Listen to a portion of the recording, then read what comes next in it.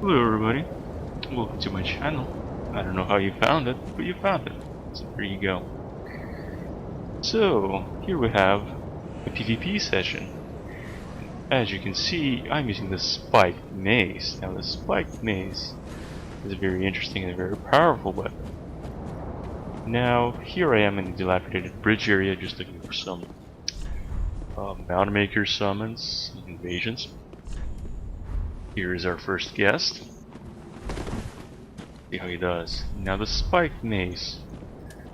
On this character, as of the time of the recording, spiked mace I believe has either a B or an A scaling in strength and no scaling in any of the other stats.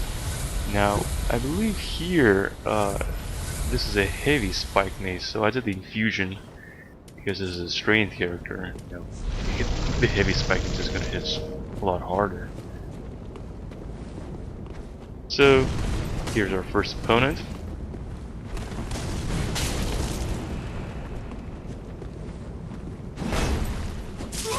Now, throughout this video, you will see me do a very cool trick. I like to lure people in with the slow R2 and then follow up with a faster R1. So in this video you will see many times that I'll initiate the first attack with the R2 and then follow up, like right there, that was an R2, but you know, I got him. So that's that. But yeah, as I was saying, the R2 is slow, which is great for baiting people in, and following it up with an R1 allows me to actually catch them off guard. Now what people will do is, once you initiate the R2, they will try to roll towards you and then try to get a couple of swings in.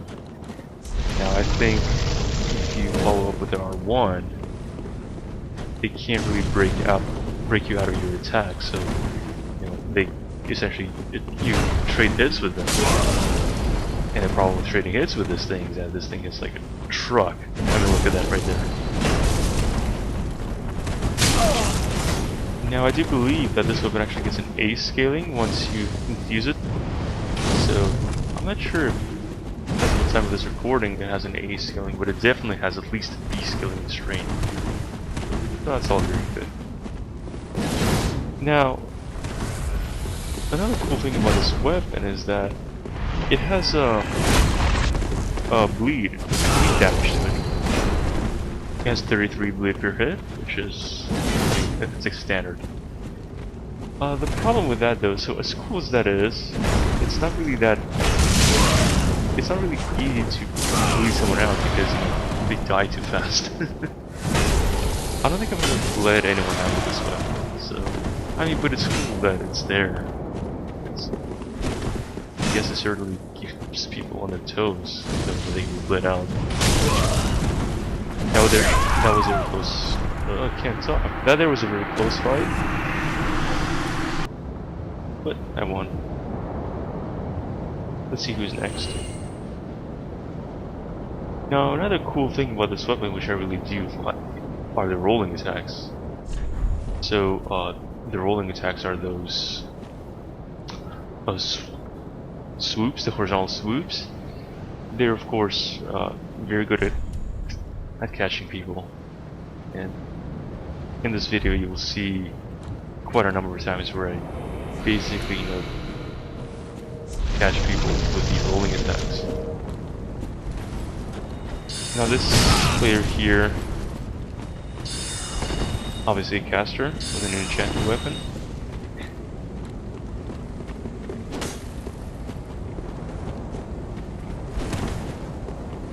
That right there was a fail. I don't know why I did the R2 there, but as you can see, this player isn't really that high in his health. Well, I died in 2 hits.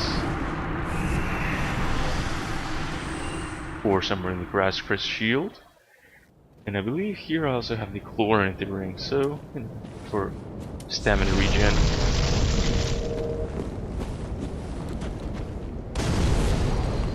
But here's kind of funny. So right there, I didn't really know what he was all for, but I wanted to kick him, but instead I attacked him. Firebomb to the face, pull him back. I'll let him heal because, you know, he wasn't combative at first, so I wanted it to be like a more fair fight.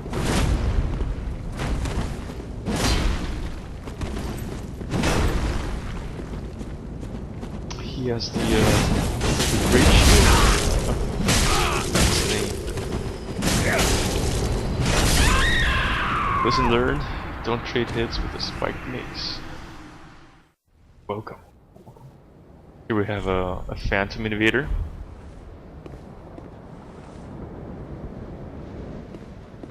Let's see, what else can I say about this weapon? It looks really, really cool. Now I spent a really, really long time farming for it. That was not fun. Now, another thing I should say about this weapon is that an R2 followed up by an R1 is actually really hard to parry. Now, I've never had anyone parry my R1, sorry, R2. So I don't know if they're good spawns to parry them. I'm assuming it is. But the timing just throws everyone off. Because, you know, people expect a faster R1, but they get an R2, which is slower. You know, they can't quite land their parries there. And what happens is, well, I get 2 hits in at least.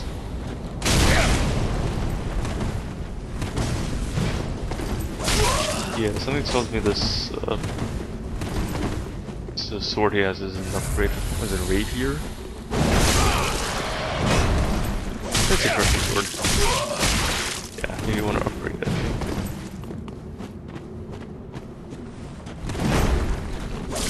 Now, another thing what a lot of people do is, a lot of people will try to go for a backstab after I initiate the R2, which is understandable.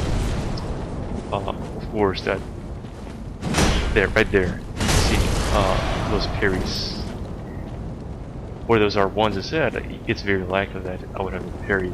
So. But yeah, people generally go for the backstabs once I initiate the R2, but again, it's very easy just to with a follow-up R1 and do a lot of damage. That right there was the special skill of this weapon, which is very useful actually. I will say that. So let's see who our next opponent is.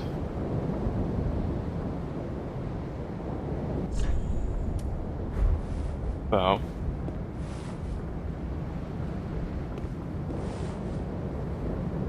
One time I summoned a player, and it's actually kind of funny. I healed mid-battle, and he just jumped off. Which I thought was really funny. I mean, I have absolutely no problem with healing. I only heal when my opponent heals first. But yeah, so that right there was the rolling R1. Good stuff. But yeah, overall, a very fun weapon. It's awesome. It's like a truck. Alright, it's been fun. I hope to